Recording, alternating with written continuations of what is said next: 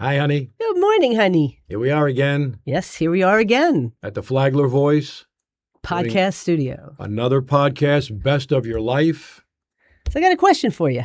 Wow, right out of the box. Right out of the box. All right. What's new with you? What's new with me? Yes, what's new with you? Is that a loaded question? It certainly is.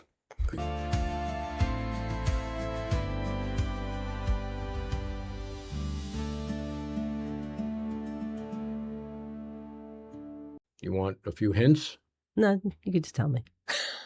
Because I think I know. Well, I'll get creative. Okay. I'm going to give you 4 things, and you're going to pick one out of the 4 that doesn't belong. And then you're going to tell everybody why. Okay. So here are the 4 things: titanium, ceramic, I know where this is going. polyethylene, Mm-hmm. and wood. I think it's wood. No, I know wood. it's wood. And the Because- reason why Yes. is because you just underwent hip replacement surgery, and your hip replacement is made up of the first 3 and not, thank goodness, made of wood. Yeah, that would have been like, Disastrous. Medicare. Would they have paid for the wood? I don't know. I don't know. Anyway, But, yes. I just thought it'd be fun to talk about this I a little am bit. the proud owner of a brand spanking new left hip. How long ago was this? The surgery was 11 days ago. Wow. Yeah. Yeah. Incredible. And we worked yesterday. Yes, we did. Yeah. Against the wishes of the Of orthopedic your surgical team. team. Yeah. They all look at you like, seriously? Right. But It is, I had to always qualify, it's limited duty, it's limited hours, we're not full blast. right. So, but before we get into, what has evolved since the surgery, I really want to get into the evolution of you needing the surgery. Okay. And how long you actually were dealing with this pain before you decided I just can't do this anymore. And to tell you the truth, in that concept, how long it's been going on, I didn't realize. Like, you lived in silence about how severe it really was. So why don't you kind of go with that for a little bit? Okay. So I'm going to say it really started to become a problem about 10 years ago. So just for the listeners, the time frame, we're in Florida now 4 years. So 6 years in New York. And for the past 4 years, this left hip has been a major problem. Yeah. The ultimate diagnosis was severe osteoarthritis. I mean, I saw the MRI, I saw the X-ray, and it was just all white. So it was, people said, "Did you have bone on bone?" I said, "I had bone in bone." And it wasn't pretty just severe. the arthritic joint, Yeah. it was bone chips, I was going to say destruction. bone cysts. Yeah. I mean, it was, at one point, I actually saw that and said, how am I walking?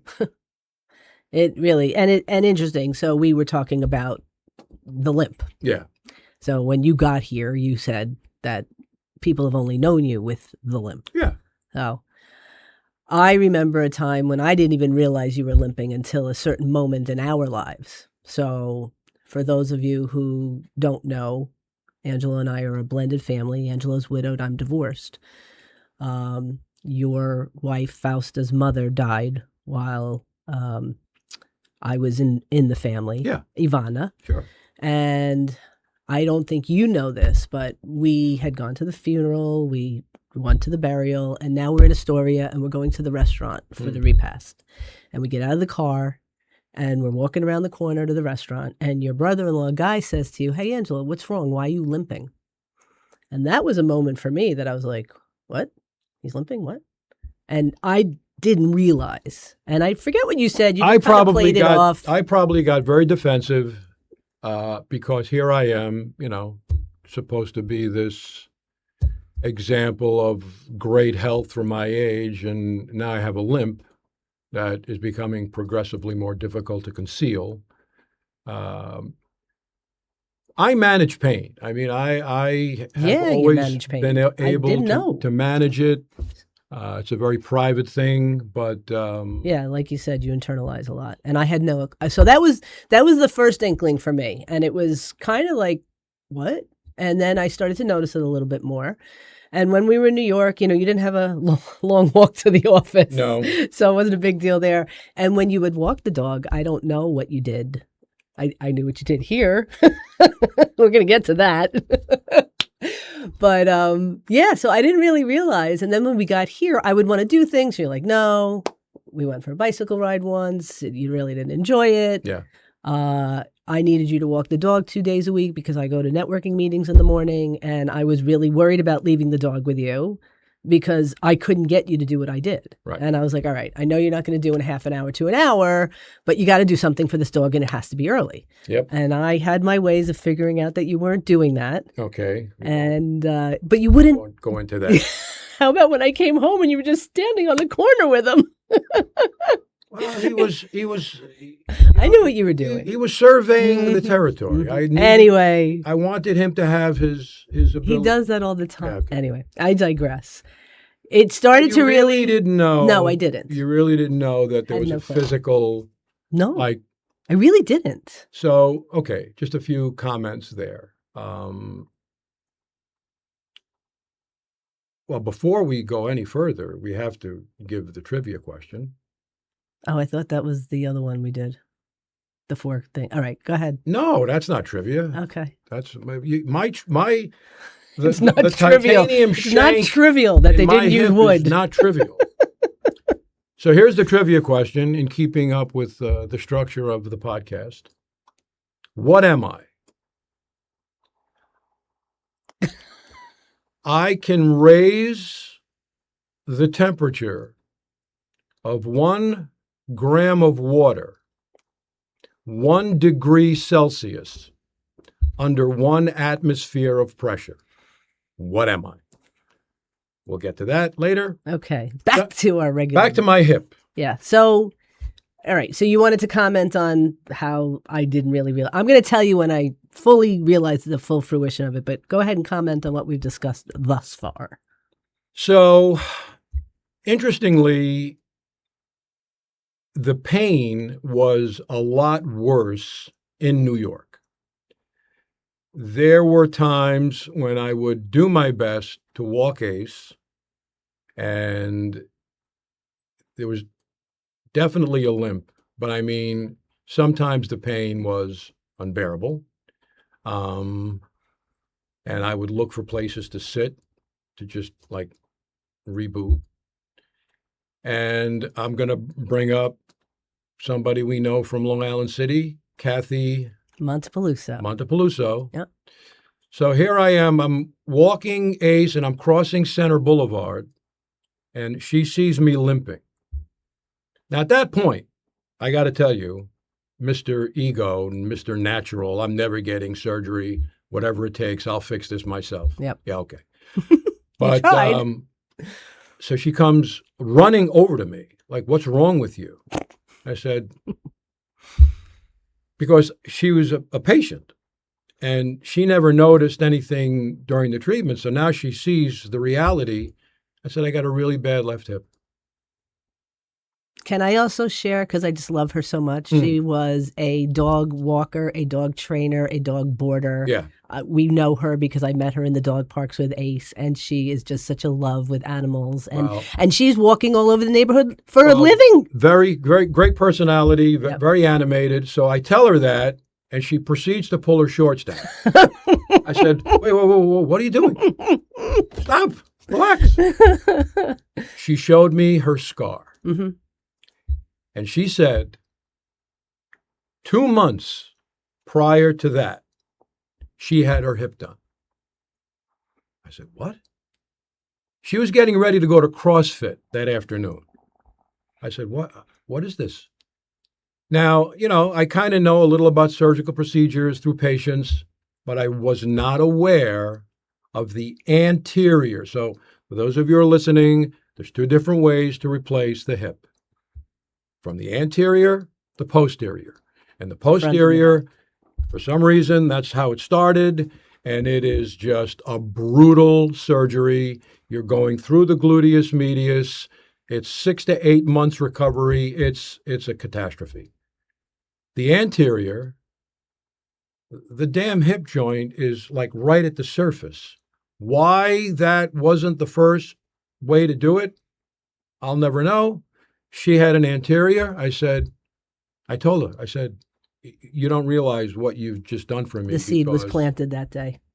I would now consider this. Yeah. I actually forgot that was the beginning of the consideration. And I knew I would do it. It just didn't, it wasn't something I wanted to do in New York. Right. And in actuality, I think I should have done it when we first moved here, when I had that a would have year been off. perfect timing. Would have been perfect. But again, I didn't. Yeah. No regrets. No regrets. Okay. Now before we get off on tangents, Yep. I just want to give credit. So here we are in Palm Coast. Yep. And there is an orthopedic group here.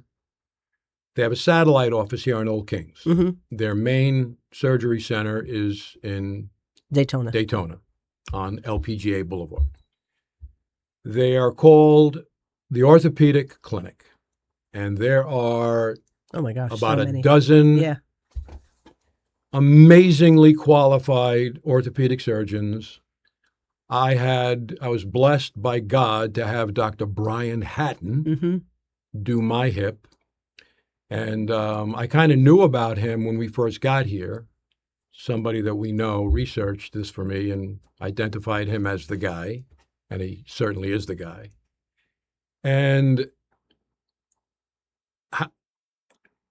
I've never been so excited about like a medical team, not just him, his PA, the nurses, every single aspect of this surgery was precision Yeah. and fun. Yeah. And these are the people we will be, because we refer for orthopedic surgeons. Yep. And they do knees and shoulders. And anyway, Dr. Hatton, I don't know if you're ever going to listen to this podcast, but God bless you. And thank you for what you did. Changed Miracle. my life. Yeah. So So when you finally decided to have the surgery, it was January of this year, I believe you scheduled it.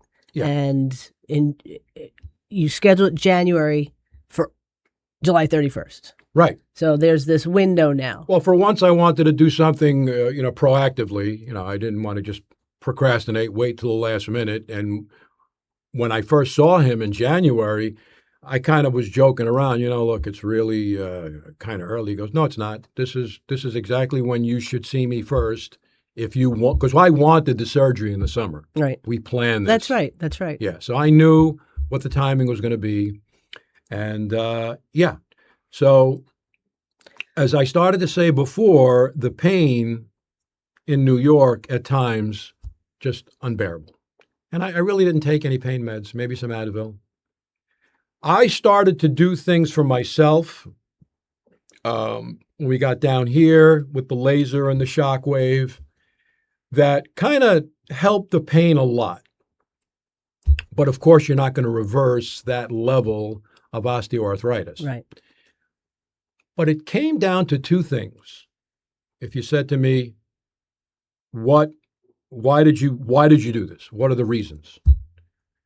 The first reason was the limp. Mm-hmm. And it's not a pride thing. What I realized, this was maybe 4 or 5 months ago in the office, and I remember walking down the hallway, and I said to myself, wow, I feel pretty good, because I would have a lot of days where there's no pain at all. And I felt like I was walking perfectly. And the patient said, what's wrong with you? Why are you limping? Wow. Yeah. That was You didn't even realize. sobering. Yeah. Like, I don't even know that I'm limping. Yeah. Okay. Here's the ultimate, you know that I talk to my patients a lot about health and how they should be taking care of themselves. And for years in New York, I would say to patients exactly this. I don't care how old you are. The day you can't sprint is the beginning of the end. To me, there is something so sacred and fundamental about being able to sprint. Doesn't mean you have to run a 100-meter dash. But if you needed to run as fast as you can, and you can't, that's a problem. So for me, I knew I couldn't. Yeah. Okay. It kind of brings it back to that primal lifestyle, right? Like the things that we did to survive. We would run fast when we needed to. We'd rest when we needed to. We'd pick up heavy things when we needed to. And here I am. This is what I'm telling my patients, and it's a self-fulfilling prophecy. Now I can walk. Sometimes I dance in the office like a lunatic. I didn't miss any, but the sprinting thing, that was the one thing. You can't do it, and that was not acceptable. You said it. There was a day on Old Kings when we were still on Old Kings, the office, and you had gone to the plaza over to get a cup of coffee, and you were frustrated that you couldn't run. You said something about if I had to cross the street really fast, or you were frustrated that you couldn't run there and back. It weighs on you. Yeah. It weighs on you, not the physical pain, but psychologically, emotionally. Like, what I can't walk my dog for 10 minutes. Yeah. Without thinking about it, I got to get back. Can't go for an evening passeggiata after dinner with those me. days are on. I got to tell you. So again, 11 days. Yeah. Well, wait. Before you get to 11 days, I just want to tell you, since that moment that you scheduled the surgery up until going, the full weight of what you had been dealing with really hit me hard. I understood why we couldn't go for bike rides. I understood why you couldn't walk Ace. All of a sudden, I'm like, did we park close enough? Like, I started to be, wait, let me do this for you. Let me do that for you. Right. And I became really aware. I mean, I almost want to cry because I didn't realize how badly you were suffering and you were just hiding it. And you started to tell me how you'd have to sit this way because you couldn't sit normally because of the pain. And I would watch you put your shoes on in the morning. Yeah, and there was just so many things. I would have some really good days, but let me tell you, every single day during those 10 years, every single day, I sit at the edge of the bed and put on my socks. And every single day, when it was time to put on the left sock, I had pain. Yeah. And you started to not hide it anymore. So we get to this fever pitch by July, and now July, it's all pre-op, and it's pre-op, and it's pre-op, and you're going for this test, and you're going for that test. And it ramped up. I felt your nerves. I was nervous. And we know it was all, like you said, expert surgical team. But it was wild. It was a wild experience. And it's also worth mentioning, so we're in the healthcare field. Yep. And we see things from different angles. Mm-hmm. Acute problems, chronic problems, musculoskeletal problems, visceral problems. I mean, we see it. Mm-hmm. And sometimes I am a little critical about the way the modern system manages chronic degenerative disease, like diabetes, like high blood pressure, where those things are often reversible. And I don't see enough effort made. I'm not saying there's never a time for a drug. And let me tell you something, there's a time for a drug. Yes. But that's managing chronic degenerative. Right. But when it comes to acute orthopedic care here in the United States, think about what happens in emergency rooms where these surgeons put people back together. Yeah. It's absolutely remarkable. It really is. And that's the next phase that we should really talk about is now you go through this surgery and there's medication before, and then there's a nerve block, and there's anesthesia, and then you come out, and now you're on this nerve block, and you think everything's great, but then the reality hits in that there was a major procedure done, and you have this cocktail of medicines. Right. And like you said, we look at things from a little bit of a different angle, and we want to take as little as possible, but there was an epiphany for you. Well, it won't surprise people that know me that I have a tendency to go overboard. Not you? Get the heck out of here. And I mean, how fast was I? I mean, Oh. I woke up out of anesthesia. You weren't even fully animated yet. You were trying to get out of the bed and I go grabbed home. the walker and I'm racing Oh around. it was ridiculous. Yeah, It that's was kind of. so one of the nurses, what was the walkout song? Oh yeah, so he's like, let me play his walkout song. He's like half drugged. He's going around the thing. This is how we do it. It was so funny. They were terrific. They by the really way. were. Oh my goodness, they were amazing. Yes, they were. So yeah, very humbling because after surgery, to know the nerve block is to know God. But then it wears off, and Woof. so I got hit pretty hard, and I realized, you know what? Why don't you just relax? Why don't you just What? What a concept. Just relax? Yeah. Did anybody say that to you? Maybe somebody Maybe sitting you in should this room. be resting a little more. Maybe you're overdoing it. Right. So anyway, the extremist that you are. Oh my goodness. Your kids know this. I can't wait till they watch this one. I ditched the walker completely after 4 days. That's true. Yeah. That's true. But this was after a couple of days of pushing it too hard, and then you finally gave in and you took your medication, and boy, did I see you sleep. You needed so much. It was so nice to just see you rest. But you really needed So getting back to medication. Yes. Yeah. So, we're not, the way we practice and who we are, we're not opting for the drug right away all the time. And I learned a lot. I learned a lot about pain medication. Yes. Because of my own experience. Yep. So, and by the way, this will be, we're planting a seed for the next episode. Yeah, so if we don't have enough time to delve into we're this. We're doing a very deep dive into acute versus chronic pain. Yeah. And how we deal with it and, just culturally what people need to understand about those two words. Yep. But there's no better example of acute pain than post-surgery. I mean, that's it. You're basically traumatized. Absolutely. One of my muscles was moved. I mean, nerves are irritated. So it's a traumatic event. Therapeutic, but it's traumatic. And you're going to come away from that in pain. It's acute pain. It's supposed to resolve. Yes. While you're in the acute pain stage, I am now a big fan of pain medication. I understand its use because maybe a part of me would have been, nah, I'm going to tough it out. I don't want to take the drug. No, that's a moron.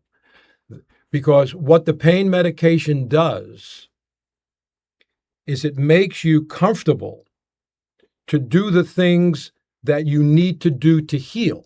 This is very important. So yeah, the pain med is working. Take advantage of how you feel. Of course, be smart. Yes. Don't overdo it. Exactly. But I would do rehab in the living room. Yep. I would move. I would walk. Yep. If I didn't have those pain meds, I couldn't do that.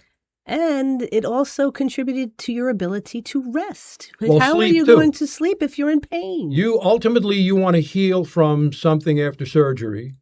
You need to move and you need to sleep. Yeah.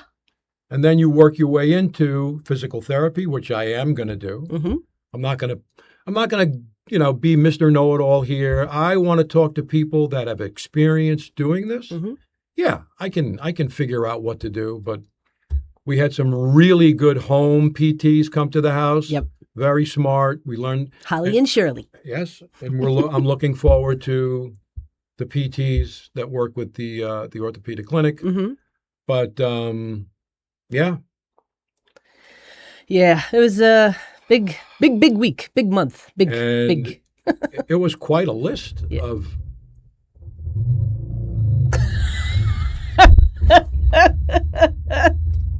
Yes, it was quite a list. So, but yeah, no, I have to say, since you turn the corner, it's like you really don't use the walker anymore. I think we might have pushed a little too soon with the back to work. Now, I did learn a little, and we'll go into this in the episode. I want to focus on one particular drug that is the controversial. Ooh, you can't take that. So it's oxycodone. Yeah, I said it. Oxycodone, which is, it affects opium receptors. And we know about the opioid crisis. Here's what I'm going to tell you. If the doctors and the patients understand the proper use of that drug, for example, it's a very high intense opioid. It hits the opioid receptors. Very, very strong drug. But if everybody's on board that this is going to come to an end, there's a finite amount of time that you're going to use that. That you're going to need it. Then you're going to wean down maybe to something less. Like in my case, I got rid of the oxy after 2 or 3 days. Didn't like the way I felt. And then I started to use tramadol, which is a lower level opioid receptor drug. But there's got to be a plan. Here's what happens. And it's incumbent upon every doctor that sees patients who are in pain to be obligated to make sure that somebody who's in acute pain does not transition into chronic pain. Because now taking that drug for chronic pain is a problem. And there's addiction. Mm-hmm. And there's saturation, and you need more and more. So I actually didn't know a lot about these drugs. You know, I've heard of Vicodin, I've heard of Percocet. So I did a lot, and now I know what these things are. And I remember oxycodone and OxyContin. And full transparency, I would use them interchangeably. You know, me too. Just pure ignorance on my part. Well, OxyContin is a time-released oxycodone. So you're taking this thing and it's designed to keep giving you little bits of the drug over time, more for chronic pain. Okay? Now, we want to stay away from that. Right. But anyway, I'm getting ready to go back to work. I keep tapping. Mm-hmm. I kept trying to tell you stop. We're getting ready to go back to work. We are. After the podcast? Well, after. What are you going to do? I have to. I have to drive you.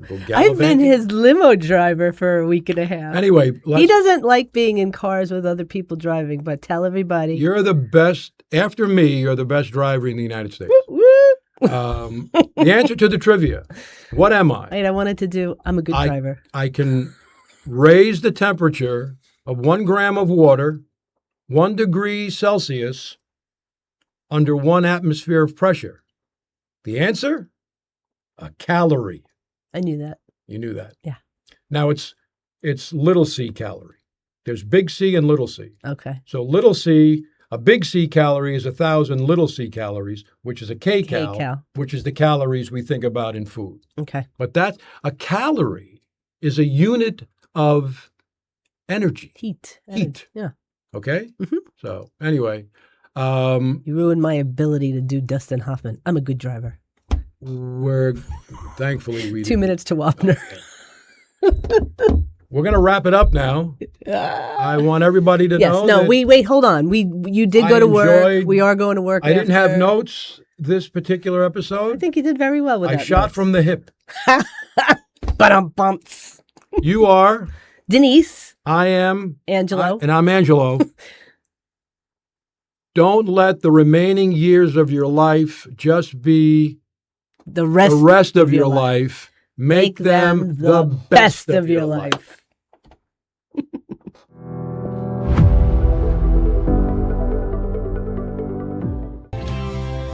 Things are truly better with us.